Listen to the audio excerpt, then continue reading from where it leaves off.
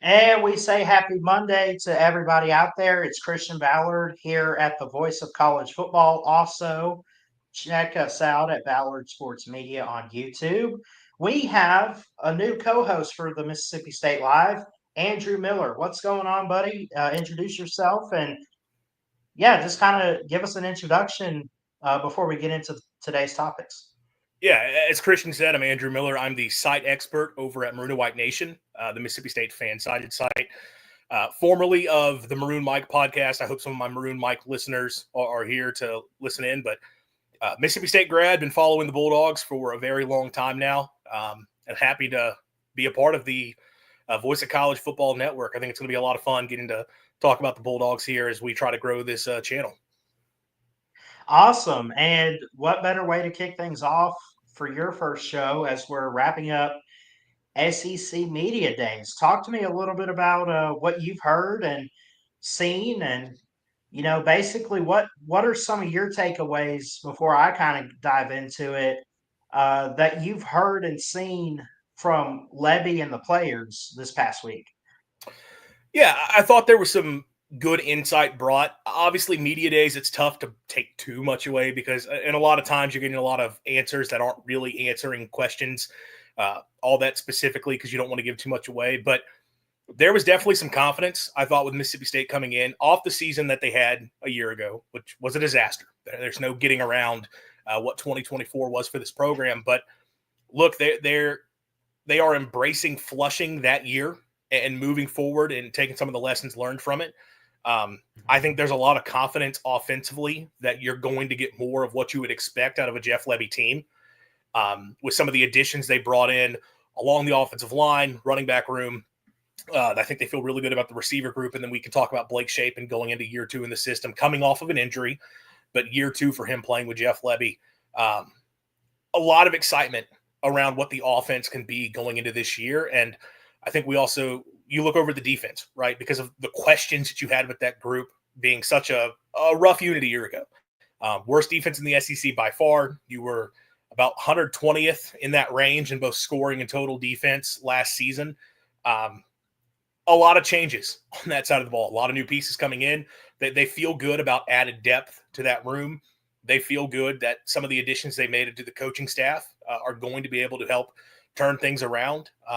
But obviously, a lot of the questions for MSU are going to remain with that side of the ball until things kick off on August 30th. But overall, I think State feels as though what you saw a year ago is not what this team is going to be going into 2025. Yeah.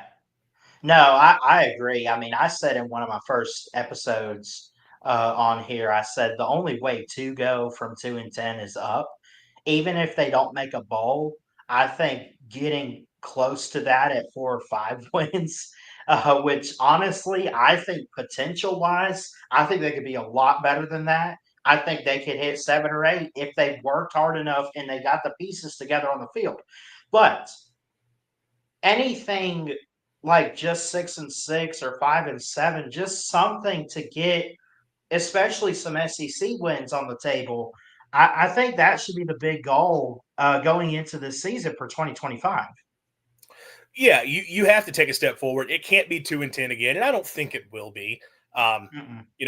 I don't know if I'm there for 7 or 8 wins. I think the path would have to be with the schedule that it's brutal. I think you talk about, though, getting close to being able to battle for bowl eligibility. The thing I've talked a lot about for State this year, and because you have to put everything within the context of the schedule they face. And Jeff Levy got asked about that. You have one of the toughest schedules in the country. You have 5 home games that feature 4 playoff teams and then a team in Ole Miss that was right outside the playoff a year ago. That's about as brutal a home slate as you're going to see. That's tough, but they're embracing the difficult schedule. Now, with that, though, it kind of limits how far you can improve upon things from a record standpoint. But the thing I've hit on is I think, can you get to a point where you are bowl quality? Maybe not bowl eligible. Maybe we look at, like, can you be a team that plays at a 6-6 level? And I know that sounds like a really toned down expectation, but again, given the strength of the schedule, take care of business in the non-con against the teams that you should be able to beat. Arizona State, that's another story. That's a difficult team, but they're coming to Starkville. You see what happens there. Yeah. And then in SEC play, can you beat somebody? Can you not go 0-8 in the SEC once again? Those are kind of the big things I'm looking for with this team record-wise. But I think you also just have to judge them week by week, man. How are they playing? And last year, to their credit, for a 2-10 football team, they didn't really play like a 2-10 team. They had a lot of games where they fought. They were competitive at Georgia. They were competitive against Texas A&M. Mhm. Kind of a back and forth game for a bit with Florida. They had some opportunities where if they could have punched into the end zone on a couple goal line situations, we could have been talking about a win there. So and then they fought in the Egg Bowl at the end of the year and had their opportunities in that game and just couldn't punch it into the end zone when they had to. So it's a team that, despite their struggles, probably could have won a couple more games, all things considered, last year. And you're hoping that this year you kind of see that next step. Yeah, no, I agree. I mean, you talk about like teams like that in college football all the time where it's like, well, we only won two or three games. We were really terrible and stuff. But when you look at the closeness of some of those games, we could have had five or six. We could have, that's Mississippi State. Like they had, well, they did have the same record as Florida State. The only difference is Mississippi State, and I'm not here to dog on Florida State too much, but obviously they were not very good last year. Mississippi State, same position, but they had some close games that had they won them, I mean, we're not talking about a two-win team. We're talking four or five on the brink of a bowl. Sure. And now, the other way that you look at that is the sign of a bad team is that you can't find ways to win those games that are competitive. Yeah, Right. I always think back a few years ago. I think it was Scott Frost, his second to last year at Nebraska. The Cornhuskers Yeah. went 3-9, and every loss was by one score. I think they finished with a positive point differential in the season because their wins were all blowout wins, and then every loss was by one score.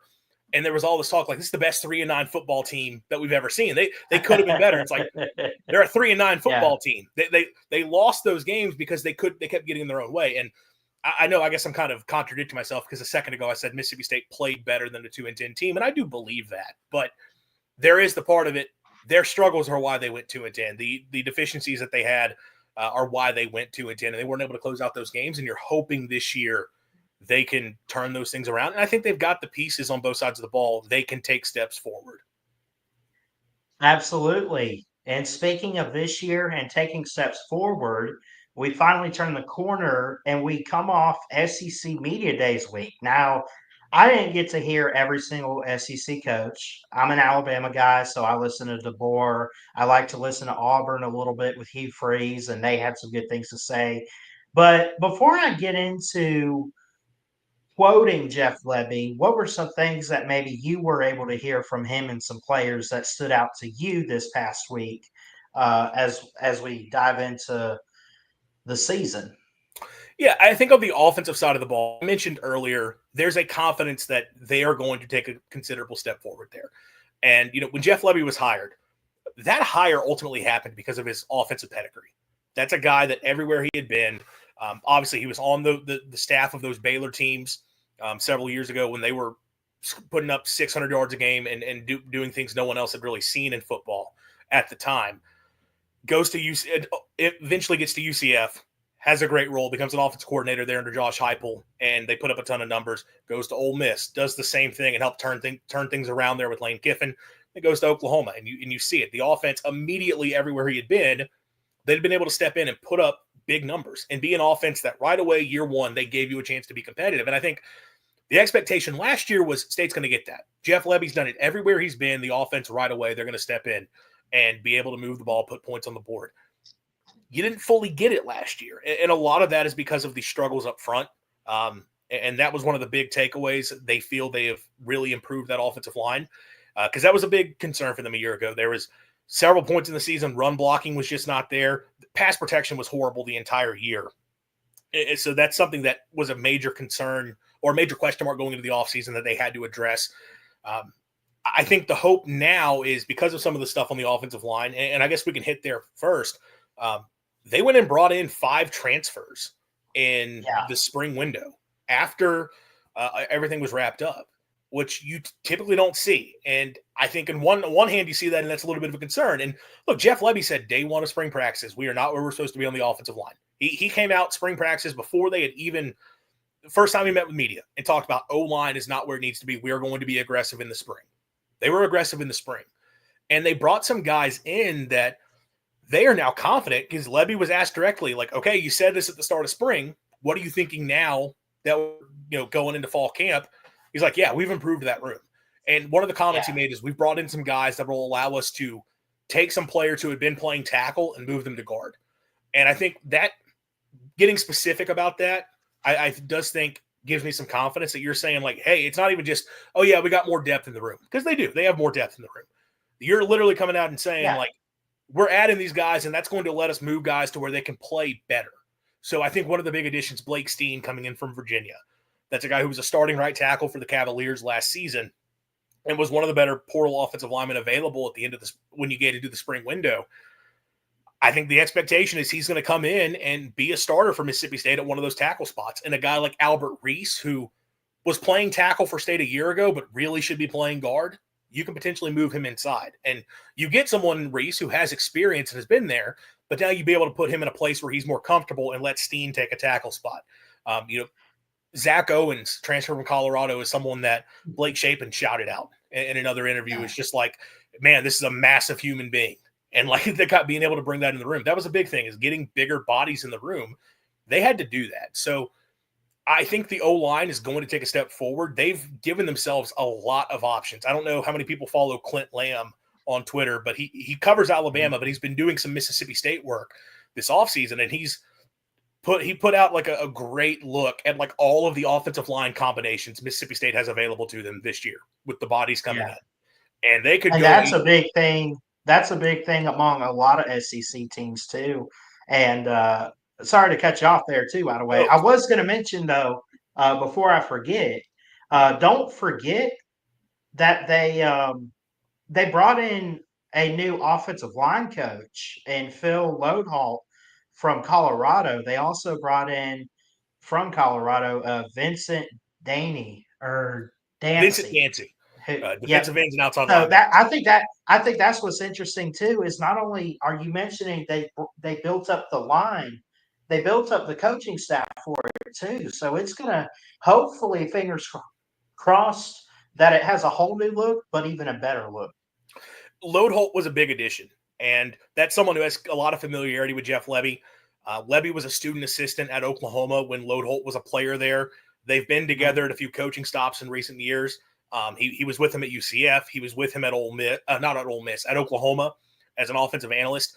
So he's got comfort within the system. He knows how this offense is supposed to look. He knows what is expected of that O line room, and he did a pretty good job at Colorado last year. I know all the narrative because we just had the Shadur Sanders, all the draft saga with that. And every time we talked about Shadur in the draft, all that could be talked about was, oh man, well, his offensive line was terrible. And look, it wasn't a good offensive line, but year one to year two for Shadur, and they changed offensive line coaches with Load Holt coming in his second season, that O line got better. And I do Yeah. think it's telling that Colorado fans, when Load Holt was announced to be going to Mississippi State, the reaction from a lot of them is, dang, that guy was doing a good job. We don't want to lose him. And he is in a short time at Mississippi State. You've seen some of the recruiting acumen that he has, being able to bring in 5 transfers in the spring window and get this room to where you want it to be. So that's a huge addition for them. I think they're going to be better coached up front. They've got more depth. They have, in theory, better talent. I think that group takes a step forward, and that's just going to help everything on the offense. And I think we can kind of get into Blake Shapen in year two. That's a big thing for him, being protected up front. When you're talking about a guy coming off of injury, you need to Yeah. make sure you're keeping him upright. He was under pressure a lot last season in those 4 games that he played. Toledo harassed him. That should not be happening when you're talking about you're an SEC team and you've got a MAC school, a good MAC school, but a MAC school just getting after him all night long. That's something they've ideally improved upon, and that's going to be really big for this team going into the next year. Yeah, and you mentioned he's had quite a bit of injury history. You know, when he's really healthy, he's really good out there. Let's say, and I hope this doesn't happen. You never wish this on anybody because we're all people at the end of the day. Let's say he gets hurt. It's next man up.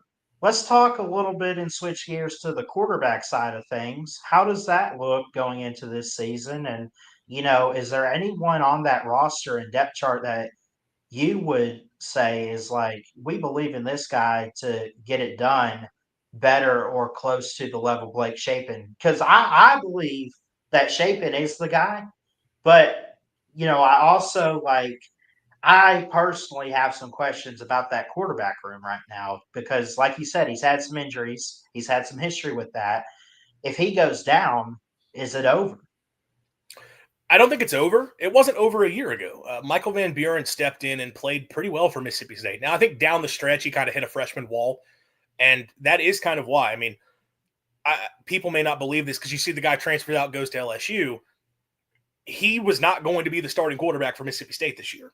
That was Mhm. one of the reasons he chose to leave. Is there's a confidence in Jeff Lebby has a lot of confidence in Blake Shapen. Shapen is his guy, and he's convinced that that's the guy that operates his system. He likes him from a leadership standpoint. He likes him from a skill set standpoint. Shapen is definitely the quarterback that they want to roll with. But you lose Van Buren, so obviously you have to go out and add somebody in the offseason. And you ultimately get two additions, one in your freshman class and then one in the transfer portal. The transfer portal pickup, Luke Croman comes over from Florida State. This is a guy who, coming out of high school, was a five-star prospect. A lot of hype around him. Bigger kid, can move a little bit, has a pretty good arm. He got starting experience for FSU a year ago, had to start a couple games for them, and had some flashes there. I mean, he hit some big plays for them in a rivalry against Miami, having to step in that game. So he's got some experience, and I think he kind of comes in as that's sort of the more, I don't want to say veteran because he's a sophomore, but a sort of bridge quarterback that you have in the room. And I wouldn't be shocked if that's who they went to if Shapen went down. The name everyone is interested in is Camario Taylor, true freshman Mhm. from just down the road in Noxubee County, 25 minutes outside of Starkville. He's the highest rated quarterback signee in school history. He's the nephew of a former MSU quarterback, Omar Connor, absolute superstar coming out of high school. One of the first MSU quarterback that I've seen signed where when national analysts in the recruiting sphere talk about this kid, they're saying like, oh yeah, no, that guy's special. And he really was the player of the spring game for MSU, really flashed and showed off the ability that he has. He doesn't look like a typical freshman. That guy is the future. That is the guy where we talk about who is MSU going to build around going forward. It's going to be Camario Taylor. And because of that, there's been some fans who have already said, we don't think this team's going to be very good. Shapen, this is it for him. Why are we worried about that? Just play Camario Taylor and let him get reps. I'm not of that mindset. I think you have to go with the guy who right now is the best quarterback in the room, and that's still Blake Shapen, and Yeah. let him lead you. Because at the end of the day, you have to be as good as you can this year. Especially, you go 2-10 last season. The pressure is on Jeff Lebby to show improvement. You can't put it in the hands of a true freshman quarterback to be the guy to lead you there. But if Shapen does go down, I won't be shocked if they turn the reins over to Camario Taylor. I Last wouldn't year, be shocked go ahead. either. I wouldn't be shocked either. But I would say this: Mississippi State is recruiting greatly right now, and they bring in Camario Taylor, as you mentioned. He's talented, but this is not a Alabama where you can trust Keelan Russell. This isn't Texas where you trust. I'm trying to think of who's behind Arch, but basically, like Mississippi State is not the place to roll the dice. It's not Vegas. It's Stark Vegas, but it's not that kind of Vegas. You know what I'm saying? Like, Yeah, um, now, if you want to let them get some reps, if you're in a big blowout of a game in the fourth quarter, that's fine. But it's not a man. Shapen went down or Shapen's not working out. I guess we'll put him in there. I wouldn't do that. But anyway, you can continue. I just wanted to throw that out there. yeah. I don't know if they will or not. Last year, the assumption going into the season was Chris Parson was going to be the number 2 quarterback on the team. That's who was sort of Right. already there, and it ended up being Van Buren as the true freshman. Now, that's because Van Buren was Lebby's guy. That was who Lebby recruited out of high school. He was committed to Oregon, and as soon as Lebby is announced as the next head coach of Mississippi State, a couple weeks later, Van Buren flips his commitment to Mississippi State. He was someone Lebby had been recruiting to Oklahoma. He wasn't going to go to Oklahoma where they already had a loaded quarterback room. Oregon was where he had settled on, and then he ends up going to choosing Mississippi State when it's all said and done. Whereas Chris Parson was someone that Lebby inherited, and it was not someone that Lebby recruited for his system. This year, Camario obviously is someone he has recruited, but Luke Kromenhoek he recruited as well. He went out and chose Luke Kromenhoek is who I want to have in the quarterback room. So it is possible that even if Shapen went down, Kromenhoek is where they would turn. I think they definitely want to redshirt Camario. And a lot of the scouting analysis on him is he is still raw as a passer and needs some development there, that the talent is off the charts. The physicality is incredible. Great athlete, big arm. He does need to develop a bit as a passer. Still, I do think they want to get him reps if they can. And if you can do that while preserving his red shirt, even better. But you're right. It's not a guarantee they're just going to turn it over to him if Shapen went down. I do think that'll be something. I was going to say it'd be interesting to see. I don't want to see it because I want Shapen to stay healthy and see how the year plays out with him there. But, speaking of Shapen, there's a lot of confidence year 2 that he can have a big year. He was on track statistically through the first 4 games to have a really nice season from a statistical standpoint playing in the system. He was completing passes at a high rate, 8 touchdowns, just 1 interception, had a couple rushing scores, was throwing for, I think it was around 270, 280 yards a game. I don't remember exactly. Yeah. He was putting up good numbers to start off. Shapen was not why MSU was struggling to start off last season. And I think year 2 for him, the comfort in the system is a big thing. Levy talked about at media days that every time he has a quarterback in the second season, you see them take that next step forward. And I think what they're going to be able to do schematically, having a quarterback that is more experienced in the system and also just more experienced as a player, being a 6th-year college football player, it'll help a lot.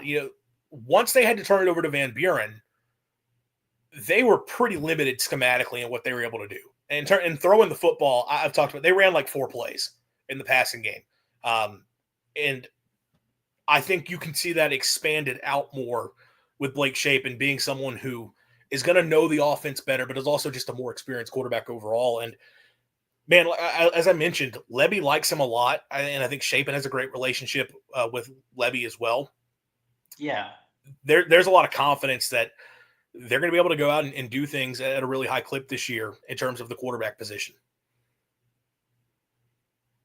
Yeah, and again, he was asked about the quarterback room. He was asked about Shapen. He said Blake's done an incredible job leading those guys, and those guys even understand it. They look up to Shapen. They trust him.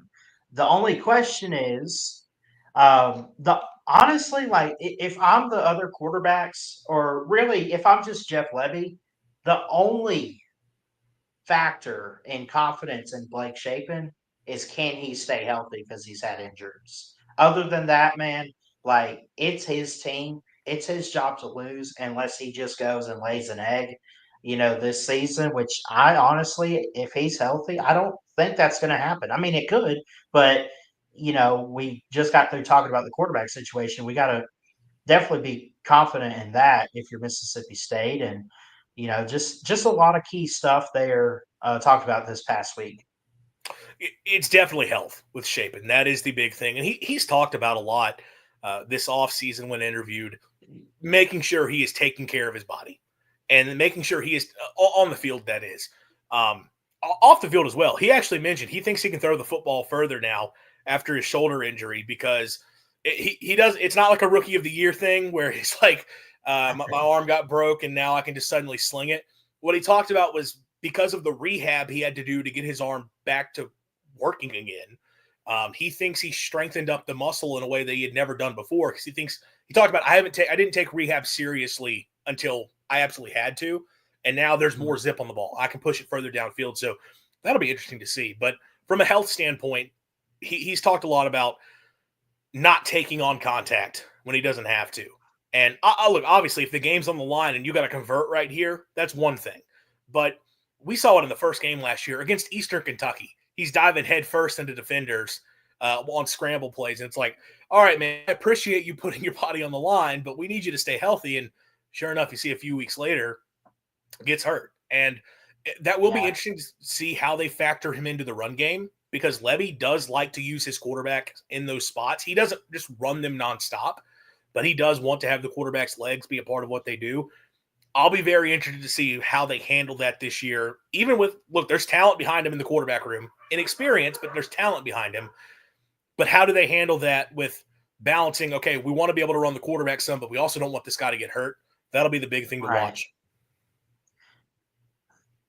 I'm trying to think.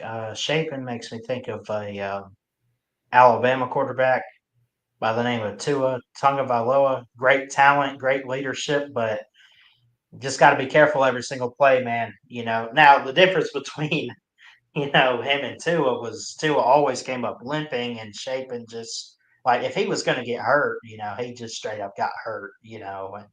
But we hope that he's healthy. Like I said, I'm high on Blake Shapen. He's not going to be the best in the SEC. Probably not even top five, really, but close to it. I mean, there's 16 teams. I'd put him somewhere between 6 and 10 in my top 10. I think he is. I think we don't talk about him, and I think he's undervalued as a whole because of Mississippi State. That's not Shapen's fault. Heck, I would say it's not even Levy's fault. Levy just got there. Give it some time. But Mississippi State, after the passing of Mike Leach, they had Zach Arnett, and the guy couldn't get it done. And I felt like he kind of ruined the program a little bit, if I'm being honest, to where it just kind of it was never the same. Yeah, it's been a tumultuous few years. Being able to, how you respond to the passing of a coach like that it's impossible to know. And look, the reality is recruiting was not where it needed to be for a few seasons leading up to this. And Levy kind of inherited a situation where there just was not a lot of talent on the roster, and you're having to try to flip that thing around in one off season, and they just weren't able to fully do it, which is why going into year two, that's such. He's talking about we have 80 players on the 80. It's not 80 players. 80% of the roster are players that are first or second year guys within the program. There's had to be this big flip to really get the program back to where it needs to be, and obviously you hope Shapen is a guy that can help lead you through that change. That's why he was brought in, to sort of be the quarterback to help lay a foundation here for Jeff Levy. And you didn't think you'd be getting him for this year, but in a way it kind of works out for you that year two for Levy, when you need to take a big step forward, you have a more veteran quarterback in there. And I agree with you. He's probably in that 6 to 10 range. He's definitely a little bit undervalued because of the team he plays for. And also the fact he only played 4 games a year ago, which obviously if he had played more than 4 games, we would not be talking about Blake Shapen as MSU's quarterback because his career would be over. But Right. because you didn't see a lot of him, a lot of media are just going to sort of, I've seen a lot of, I don't see many that put him last in the SEC, but I've seen a lot of like 14 or 15. I think that's too low. I think he's a better quarterback than that. And I think he's going to be able to operate the system at a high level. And part of why I do think he'll have some be able to operate the system at a high level, kind of the last big thing for offense that I think was sort of revealing from media days, they feel like they've got a really good receiving core to throw to. They lost a lot out of that room from last year. Kevin Coleman had a huge season. Obviously, he ends up transferring to Mizzou. You had Mario Craver transfer out, goes to Texas A&M, which, of course, Levy needed to get asked questions about Craver because that's what media days is for, to ask a coach about the guys who left the program and not the guys who are on the roster. I don't want to go down that tangent because I'll start ranting a little bit, but Kelly Akari also off the roster. So 3 of your top 4 guys from the receiving core, including your go-to target and Kevin Coleman, are gone. And you bring in a ton of transfers, a lot of guys that you see the potential, you see how they can fit. Like, okay, this guy can play this aspect of the offense. This guy brings this, but can any of them be consistent, reliable go-to targets? That was a big thing. Coleman became that player for them a year ago where not only was he an explosive playmaker, not only was he someone that they wanted to scheme up touches for, he was also, if it's 3rd and 10 and I need someone to find the open space and catch the football, Kevin Coleman was going to do that for MSU a year ago. Do you have a guy on the team that can do that this year? That was sort of the big question for me when I look at the receiving core. And I thought Blake Shapen, it's funny because he kind of answered this question 2 different ways. When he was talking just with Mississippi State media specifically, he was asked about, who's going to be the breakout receiver. And he kind of gave the leader answer of, oh, man, we just got so many good guys in the room. All these guys are going to be able to step up and play well. Dari Noka, though, with ESPN, did a one-on-one with him and asked him, you got a lot of new faces in the receiving room. Who's going to be the guy at the end of the, we don't know who they are. Who's the guy at the end of the year that is going to be, like, we're going to know who they're talking about? And he came out right away and said, Anthony Evans, transferred out of Georgia, slot receiver, shifty, explosive playmaker. That guy's going to have a big year for us. And Evans was a big get for MSU. State had to get a slot receiver. That was one of the things. Like they kept bringing in all these receivers, and there's a bunch of guys who've just played outside their entire careers, which you can move guys around. There's nothing that says you can't take whoever your best guy is. And Levy often wants to put his best guy in the slot. That's what he does typically with his offense. There's nothing that says you couldn't move someone into that spot. But you also there are differences between playing slot receiver and playing outside receiver. With what you have to do as a route runner, the type of matchups you're getting. You ideally wanted someone who could have done that before, and Evans had done it at Georgia, but as a backup, playing behind. I think it was Dominic Lovett who was ahead of him there, and he sort of was just kind of got used as a gadget player. They brought him in for some quick screens. They brought him in for like some end arounds and sweeps. Was not a guy that they were having as a consistent target in the passing game. And my question is, okay, can he be that player? Is that something he can step in and do? And the fact Shapen came out and said, oh, yeah, that's a guy who's going to have a big year for us, that gives me a lot of confidence. He's going to step in and be really effective for State out of the slot. And Brennan Thompson as well. Levy brings him to media days because of how he transferred into the program. Very complimentary of Thompson and just taking over as a leader, as a transfer, which you don't see all that frequently. But he also talked about, I think Thompson's going to be a really good player for us statistically. He made the comment that last year you look at the tape and he was open all the time. They just didn't get him the football. So we feel good about being able to get him the football here at Mississippi State. So I feel a lot better about that receiving core than I did maybe before media days with some of the comments they had. Yeah. And again, with media days, you had Blake Shapen come in with Jeff Levy, but also interesting player here who I think is one of their obviously experienced, but I really think he's a good player. Isaac Smith, the safety. He was asked a couple different questions, looking into really a couple different areas. They asked him about NIL, the Egg Bowl, Jeff Levy. But one question that was asked, I read this here. What would you like to see from the defense this year that will lead to improvement? And he said, straight up, I would just say execution. We had a lot of missed execution last year. Coach Hutzler preaches it day in and day out. We lacked execution the whole season with missed tackles, missed assignments. Quite frankly, that's why we lost a lot of games. That's the part I kind of wanted to get to. I mean, there's a lot of reasons they lost a lot of games, but uh, talk about Isaac Smith, his leadership. What he can bring to the table this year, and ultimately, like, does he have a point in terms of the defense missing their assignments a little bit that led to some losses? Yeah, look, first for Isaac. I mean, he's an outstanding player, an outstanding young man. He's a great representative for the university. To just use every cliche I can Mm-hmm. to talk about the guy. No, look, he is a very good player, and he's someone that's going to play a big role in the defense as he did a year ago. That's a guy they're going to move around. You could vote for him at SEC Media Days as either a safety or a linebacker. He was like the one player where they had the option to do that because this year, and really last year, they just didn't talk about it last year, he plays some linebacker as well. He's a box safety. They're going to roll him down, and that's part of why he was able to rack up so many tackles. Leads the SEC with 127 in 11 games played last year. It's like 11 and a half tackles a game, which is just insane. Really good player and definitely the leader of the defense. And that's someone that you can build around. And with what some of State wants to do on defense, his position is kind of one of the more important ones that you have. Kind of playing in that middle safety, box safety type role where he's going to have so many different roles. He's going to be a really important player for State. The question comes, do you have other guys around him? And we can get to that in just a sec. But when it comes to the lack of execution, some of it's legit for sure. You could see it State last year. You had times where guys were in position and they didn't make plays. He made the comment that our coaches took a lot of blame, and I think that's unfair because I think ultimately they can't go out and make the plays for us. They have to put us in position to execute, and we didn't execute last year. So that's been a big talking point for the offseason, and obviously was a big talking point for media days, that execution is the biggest thing they have to improve. What I would say, though, is I think part of the reason they didn't execute all that well is they just didn't have SEC caliber players. Defense is kind of the side of the ball. This is something that's been talked about a lot, especially guys who track recruiting.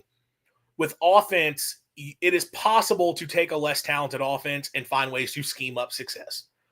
It's possible to take guys, as long as you've got a couple guys who are okay, you can find ways to move the ball on offense. You can find ways to score points. Defensively, if you've got deficiencies across the board, there's not much you can do. It's really tough to put those guys in position to succeed because the nature of defense just puts a greater premium on athleticism. And last year, State lacked athleticism and lacked talent across the board on that defense. And that's sort of the big thing for me. Yes, execution was poor, but if you want to execute better, having better players helps as well. And they went heavy in the portal, bringing guys in at every level of the defense. You've got guys, especially the defensive front, is sort of the area that will be the big focus because of how bad they were on the defensive line last season. Got a couple new guys in the linebacker room that should be contributors, and then the defensive back room as well, especially safety, guys alongside Isaac Smith who are stepping in that I think are going to be some really nice contributors for them. So I agree execution lacked, but I think the bigger thing is that the talent lacked, and that's why you saw the execution suffer. Ideally, they have gotten better talent in the room this year. No doubt. And one thing I say, and this goes for any team, man, like I know you can sometimes state the obvious about what teams are good and what teams aren't. But I also believe that if a player wants to win bad enough, like if Mississippi State really wants to make a bowl or beat Ole Miss in the Egg Bowl or something like that, if they want it bad enough, they'll work hard and go get it. And when that happens, or if it happens, because let's just be honest, we don't know really what's in store, but uh, the players out there in high school see that. You know, they see last year, they say, "This team only won 2 games, like, what are we doing?" Now, they got some recruits out there, which is great, but, you know, there's also gonna be those players with the mindset of, "It's Jeff Levy," like, we're talking Jeff Levy, you know what he's done, so far in college football and, just give him some time. So some guys are buying in and having that patience. This year, I think in year 2 for Levy, for Shapen, with all that, I think it's very critical because this is your building block year. If you think about it, man, like if you go out there and you don't have to have like the best offense in the league, you don't have to score 50 points a game, but you got to show a little bit more like will to play or will to win or try to win or something that these guys just have a bond with each other. They they have that right mindset and attitude and focus on the field. And when recruits see that, they're like, you know what? There's something going on over here. Let me go check it out for a year or two. If I don't like it, I'll leave. But if I do like it, I'll stay. I'm talented enough to where I can make something of myself at this university. Yeah, this is certainly an important season for setting a foundation for the program moving forward. In a lot of ways, I know people say there's no such thing as a year zero anymore when you're in this transfer portal era. I Right. think when you look at the situation that Mississippi State's roster was in, 2024 kind of was a year zero. And this is kind of your true year one for the program. And you definitely need to go out and show improvement. And I think defensively, especially because you talk about the recruiting classes, high school class right now on the defensive side is not great. You know, you look at the guys they Yeah. have committed, it's a lot of guys where Mississippi State is the only notable offer. A lot of guys who are kind of low tier 3 stars. And some State fans that are the more optimistic like to point out that State has had a lot of players over the years who were like that coming out of high school that got developed into superstars. And that's true. You also look, though, and the bulk of the guys they had, especially on defense, that ended up being studs, were good recruits coming out of high school. And I think offensively, you talk about Jeff Levy and his reputation. You're always going to be able to get capable offensive players as long as Levy is here. And their class in terms of offensive prospects right now, it's fine. It's guys who are pretty decent players who have solid offers. Mississippi State's not the only offer they have where it's like, okay, that's a notable program. I think the offensive class is fine. The defensive class has to be improved. You're not going to do that, to your point, unless you show something on the field this year that gives those guys reason to want to come and be a part of the program. And that's going to be a huge point of emphasis for this team, I think. this year is you've got to show improvement. And I think the defensive side of the ball, especially if you want to turn things around from a recruiting standpoint there, it has to be better. Will it be better? I think they have more depth for sure. That was a huge Mhm. point that Jeff Lebby hit on big is the depth in that room. It is night and day from what they had a year ago. He talked about being able to practice better. Last year, they couldn't practice the way they wanted to. After the Egg Bowl, Levy made a comment that we could not run scout team the way we needed to be able to run Yeah. scout team because we quite literally did not have the defensive linemen to do it. I put this out on my Twitter a couple weeks ago now. State's defensive line and edge rushers 2024 compared to 2025. And with 2024, I only went with the guys who by the end of the year, like this is who they really had available to them. Technically, there's a few guys who they started the year with who got hurt. There's a couple other guys who were in the room but really didn't play. What it boiled down to for 4 spots, so 2 defensive tackles, a defensive end, and your jack linebacker.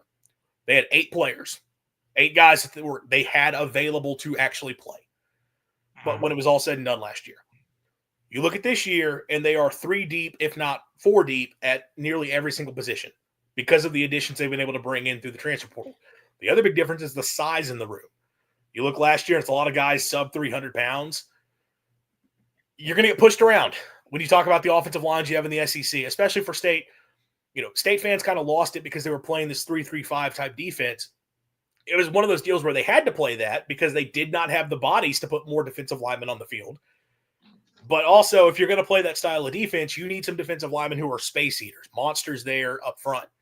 They didn't have it last year. You look at the guys they brought in this year, there's a lot more size in that room. You have those guys that are 315, 320, and just Yeah. more mass up front. That should help the defense tremendously, just having bodies like that up front. Now, there are still questions on defense. Having bodies is one thing, and I think they have SEC bodies. Are they SEC caliber athletes? That's kind of the Right. thing that we're still having to figure out. And if there was one thing from media days that I took away that kind of raised an eyebrow was there were not a ton of there was not much name dropping for defense, as in, oh yeah, this is a guy who's stepping in that he's going to be a big time player for us, or this is a young guy we have on the roster. Man, he was outstanding in the spring. We think he's going to really be a big player for us this year. It was kind of just a lot of we have more depth. We've been putting in work. We got some more guys. We'll be better. I want to take them at their word, and I think it's going to be hard to be worse than they were a year ago. I think they will be better just by product of having more depth, having some continuity within the system. That was something Isaac Smith talked about. It was good to not have, as much as there were State fans calling for a change of defensive coordinator. If nothing else, by keeping Coleman Hutzler, you are keeping the system the same. And Right. asking these guys to not have to learn an entire new defense once again, probably a good thing. He's talking about execution was lacking. How are you going to execute if you're going in and having to learn a brand new system again in the offseason? So I think you have more continuity, you have more depth. On paper, you have more size. On paper, you have more talent. Are those guys SEC caliber players? That's kind of the question. And I was hoping they would reveal a few more guys at media days. I think that guy's going to be a stud. And we just didn't really hear that. To be fair, we didn't get a lot of questions that way. You can Right. only answer for the questions you get asked. Um, so that's kind of still the big question with this team, though, is how improved is the defense actually? Yeah, and you mentioned when a coach or player says we got the guys, but they're not specific about it. In a way, that's good because I mean maybe you're saving it, but I have a feeling I feel like Mississippi State, and I wish it wasn't the case, and I hope it's not, and I hope I'm wrong.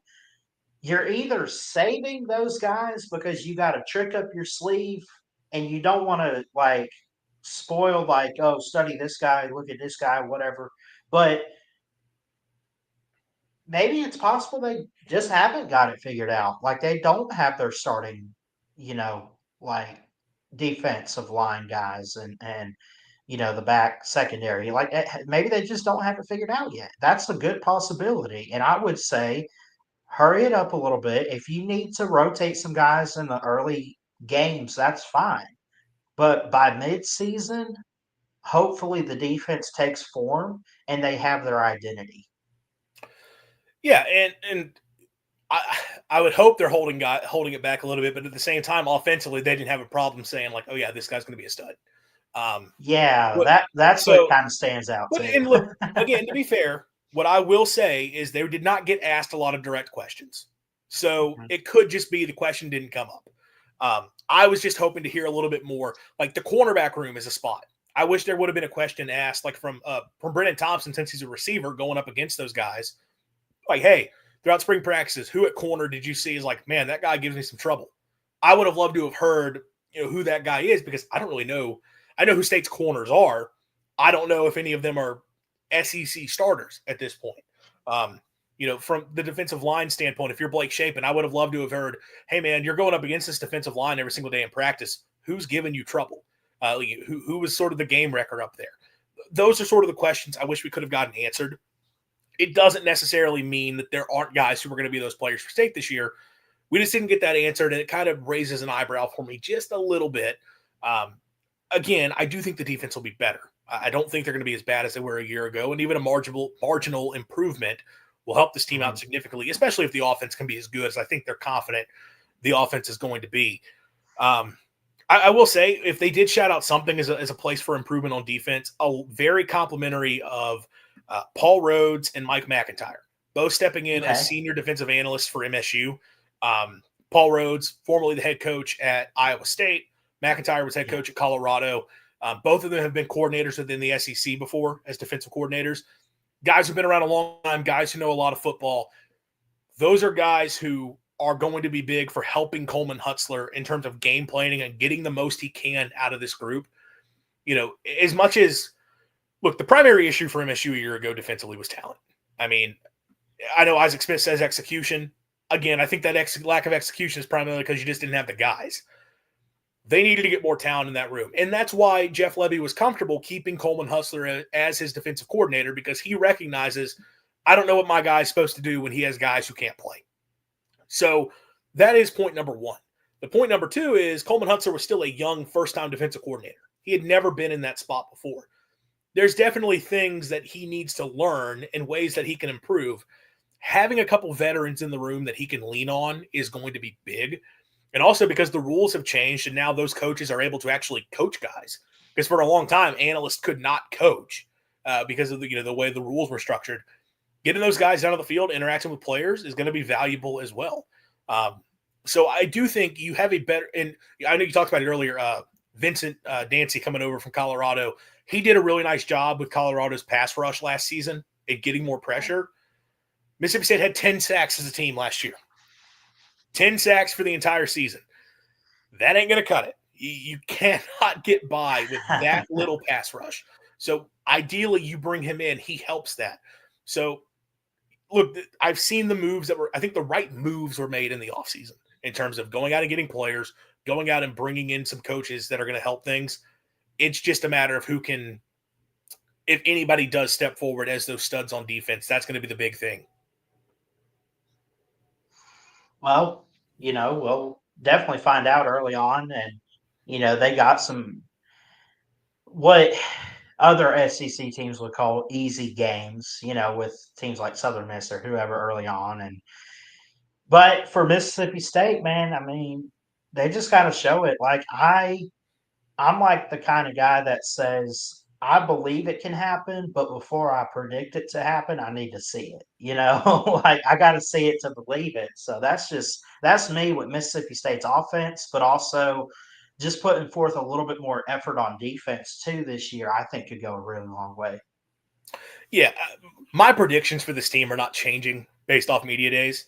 Hmm. I feel better about a couple spots, but I still overall kind of look at this team. And to your point, I'm going to need to see more on the field before I fully buy in that, like, okay, they could find a way to get to a bowl. For me to believe that, and I think 6-6 is like that is the ceiling. Like if everything clicks right for this team, could they find a way to 6 wins? Yes. But in order for me to believe that, I'm going to need to see a little bit more. And yeah, you talk about games like Southern Miss, Northern Illinois. Southern Miss is not the team that went 1-11 last year. They have 20 plus transfers coming over from Marshall, where they won the Sun Belt last season, and obviously head coach and Charles Huff stepping in. That's going to be a much better team within the Sun Belt, and that's week one of the season on the road. And as someone who has attended a Mississippi State Southern Miss game in Hattiesburg, they're going. That's an opportunity for them. They Well, I'm going to bite my tongue, so I don't say things I shouldn't say. But like that, I don't think it's going to be like a crazy atmosphere, but definitely Southern Miss is going to be fired up, everything they can do to try to win that game. That is a statement opportunity for Charles Huff and his program. You look at Northern Illinois, they beat Notre Dame last year. And if you're Yeah. now, it's not the same team. Northern Illinois lost a lot of production. In fact, they had like 3 guys transfer to Mississippi State, ironically enough. A couple of them are probably going to be legit contributors along the defensive front, with Right. Rashawn Thomas at defensive end and I can't pronounce his name, but last name Sanders at outside linebacker. Those are guys I expect to play and be contributors for MSU, stepping over from NIU. But again, that's a team, that's a program that if their coach is looking at it and say, "Hey, Toledo beat the crap out of Mississippi State last year in Starkville. We beat Notre Dame. There's no reason we can't go and win those games." So those are games where if you're State, you have a little bit of a target on your back, which is a weird thing to say when you talk about a team that was 2-10. But those are opportunities for those smaller programs. If you're Jeff Lebby, you need to win those games and win them convincingly. You need to set a foundation there early in the year that shows this is not the same team as a year ago. This is a team that is clearly improved. This is a team that, against the teams on the schedule, that in theory, Mississippi State should just win those games. You're going to win those games and win them comfortably. That's a big thing you need to show early in the season. And I think too, I think the thing about it is you know, being in the SEC.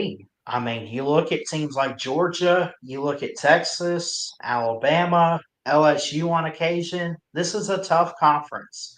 And being a part of that, you're going to have a target on you no matter what record you had last year. Like, 2-10. Okay, 2-10. They, they slipped up a lot, but it's still Mississippi State. It's still a Southeastern Conference opponent. It's still, it's still big brand football. And teams on the schedule, like Southern Miss or whoever, even the smaller schools, and then you get into conference play and stuff. But the non-con G5, it's just I think they get like Arizona State too, if I'm not mistaken. Or They they, do. yeah, They yeah. host That's Arizona gonna State. be that's gonna be it. That's gonna be an interesting early game. But I doubt that those group of 5 teams are looking at it like, well, this is a 2-win team from last year, so we need to just take it easy on them, not hurt their feelings again or something. You know what I'm saying? Like, don't no, they're in the SEC. We got to step our game up. I don't care what their record was from last year. Yeah, no, it's certainly a big opportunity. I just moved my Hmm. desk. That's what that was. Um, I've been there. it's a big opportunity for them for sure. And I know that those teams are going to look at that and say, we have our chance to make a statement and go and get a big win. And if you're Jeff Lebby, you have to be prepared for those moments. Which, look, they're not looking ahead. They tried to throw them a few questions about X number of games, and they give the very classic. All our focus is on week 1 in Hattiesburg, which. Do I fully believe that? No, I never believe a coach when they say that. You're definitely looking at other opponents for the whole season. That's just kind of how that Yeah. goes. But I think it's the right mentality to have because you that's a game for Jeff Lebby he cannot afford to lose. That Right. Brian Haydad, who covers the Bulldogs for Super Talk Mississippi, he's talked about, man, week 1 in Hattiesburg, if that goes poorly for MSU, you can kind of start, you can go ahead and start to write the end. You can sort of go ahead and look ahead to the end of the tenure for Jeff Lebby if Yeah. that game goes poorly, which you don't want to be saying one game into the second season, but it's not even just the opponent it's not even just that you're playing a G5 team. It's an in-state opponent that if you're Mississippi State, you expect to win that game. And if you're Mississippi State fans, you certainly expect we don't lose to Southern Miss. That's kind of the mentality that you're going to have going into it. That's a big game year 2 to start off week 1. You really need to go in and handle business. So I hope they do have all their focus put there. But look, overall, I think this is a team that's improved. I think I feel pretty good offensively that this is going to look more like what you expect from a Jeff Lebby team. And the defensive side of the ball, it's a lot of we'll see. But if nothing else, they have more depth. There's some continuity there. They should be able to take at least a small step forward.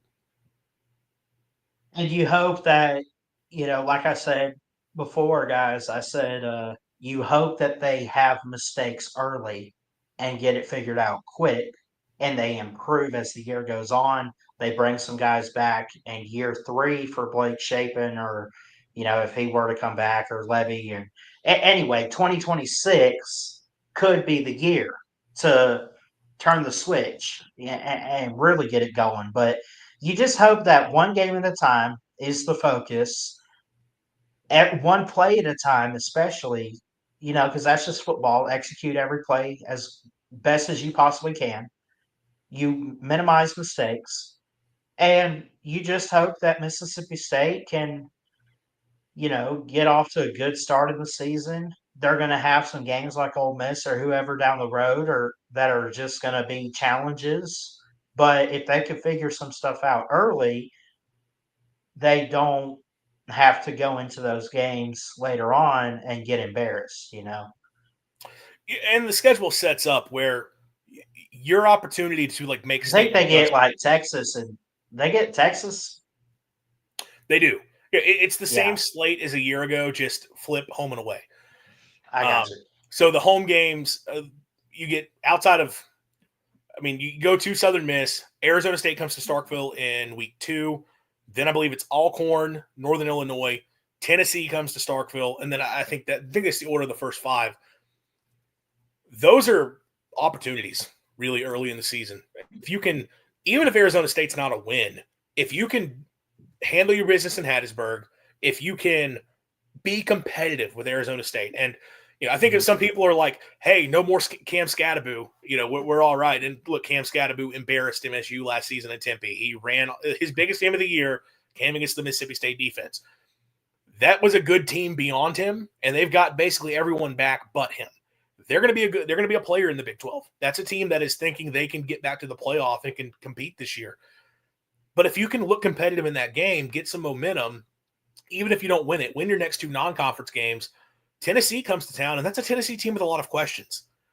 We still don't really With the know. Nico situation, yeah, Yeah, I would agree. I would agree. probably Joey Aguilar at quarterback, but it's not Yeah, fully settled in. They don't really know who their guys are at receiver. They're having to reload the offensive line. They don't have Dylan Sampson. Their defense looks like it's still going to be pretty good. I don't want to turn this into a Tennessee breakdown. I think the Vols are going to be an okay team, but that's a Tennessee team with a lot of questions. And that's a huge opportunity for MSU to make a statement early in the year.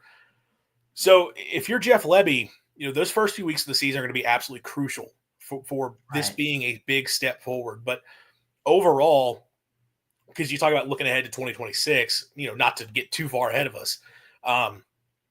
2024, it is what it is. You need to lay a foundation this year and show this program is moving in the right direction. Um, show that offensively, this is going to be the program we expected when Jeff Lebby was hired. That this is going to be a team that week in, week out, they're able to hit big plays. They're able to put a lot of points on the board. Give yourself a chance because of how good you are offensively. Defensively, don't be a laughing stock. That's kind of the bar I have set. Don't be a laughing stock. If you want to still be bad, be bad. Just I would prefer you Yeah. be good, but if you're going to be bad, that's fine. Do not be one of the very worst defenses in the country. That's kind of, if you get that out of MSU this year, one, they're going to win more games, and it's going to be a fine season, and you can build off of that moving forward. Yeah, and the key thing too is you open up the schedule just real quick. You have Southern Miss, even though it's on the road. Arizona State's at home, going to be a night game. Alcorn State and Northern Illinois. That's at least 3-1, 4-0. If you can pull off a big win over Arizona State, that carries momentum into maybe the Tennessee game, who does have at least drama this offseason with the Nico stuff. But I don't know, man. Just one game at a time. And I don't see why this can't be a bowl year for Mississippi State, honestly. Like, I mean, I might predict them maybe a 5-7, but I mean, you could even pick up an SEC win later down the road. Like, could you go to Florida or could you get Arkansas? I mean, so there's opportunity out there. Yeah, that's the tough thing for State is the more toss-up type games do come on the road. Mhm. Arkansas is a team that you would look at and think, okay, State has a chance, which I say that. And Arkansas put 59 points on Mississippi State last year. So And how does that translate? But look, Fayetteville is not an impossible place to play, but you're still having to go on the road. So what does that do? I'm kind of high on Florida this year, but that was a game last year. State was in that game with Florida. They had a couple situations where they had goal to go opportunities and couldn't convert. Where if they had converted, I think they would have been right there at the end. It was like a 45-28 final score. They had opportunities against Florida. So can you go to Gainesville and contend? Missouri is replacing a lot.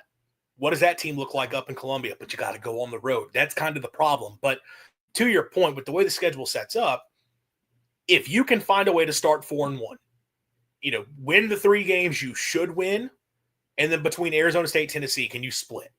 If that happens, then yeah, finding 2 more wins the rest of the way, I don't think it's impossible because, as you mentioned, momentum is a big thing. Arizona State, I think, is actually a team to look at for this because last year, Arizona State, the game against Mississippi State was a big deal for them because this is before we knew what Mississippi State was going to become. But it was, year 1 for them, Kenny Dillingham. They went 3-9. Rough year. The roster was not in good shape, but they fought. Yeah. They fought throughout the season. They brought in a ton of new faces. And then they get week 2, Mississippi State coming in. Hey, we have a high-profile game against an SEC opponent. Can we make a statement that this program is moving forward? And they got a statement win. Now, again, we found out Mississippi State wasn't very good, and Arizona State still kind of had to – they still got through – they played Texas State like a couple weeks later, and it was a very close game and probably shouldn't have been close. You're playing a team from the Sun Belt, although I do respect – shout out to Texas State. It's a fun program. Yeah. Now going to the Pac-12. But beating Mississippi State gave them some momentum, and they were able to build off that and got better and better throughout the year and turned it into being a playoff team. I will not predict that for Mississippi State, but is it possible that if you could pull an upset against Arizona State in week 2, that turns into more wins the rest of the way and it ends up being a solid year 2 for Jeff Lebby and you feel really good about the trajectory of the program? That is a possibility. So, yeah, the early season slate sets up that State has a chance to get some wins early, get some momentum, and maybe you can turn this thing around. Absolutely. Andrew, this was a great show, man. This was edition 5 of Mississippi State Live. Love and appreciate you. And I look forward to doing this with you, man. I think we had some good conversation today. Definitely my longest show I've done so far on this. But it was, I think it turned out great. Anything else you have before I head out? And let them know where they can find you. Of course, you can find me, Ballard Sports Media, on YouTube, at Ballard Sports on Twitter. Andrew, what you got? Yeah, first of all, it was a pleasure. So I'm glad to be on, and I look forward to doing more of these in the future. Definitely going to be a lot of fun talking about the Bulldogs and continuing to grow this show. Just really looking forward to it, especially as we get into the season. On Twitter, I forgot to drop my handle in there, but it is at AleState 2020, ALESTATE 2020. You can follow me there for a lot of mediocre Mississippi State takes, sometimes ranting about the New Orleans Saints and complaining about hot weather and wishing for the winter to return. That's mostly, and also tweets about the air raid. I'm a big air raid enthusiast. So shout out to Mike Leach. So if you want to follow me, you can find me there. And also check out my work at Maroon and White Nation. That is the Mississippi State fan-sided site, writing about the Bulldogs over there. So a lot of good content there if you're a Mississippi State fan. But yeah, really excited and can't wait to continue to help see this channel move forward. Absolutely. And again, you guys can find me at Ballard Sports on Twitter and Ballard Sports Media on YouTube. Love you. Jesus loves you. God bless. And we'll see you next time here at the Voice of College Football.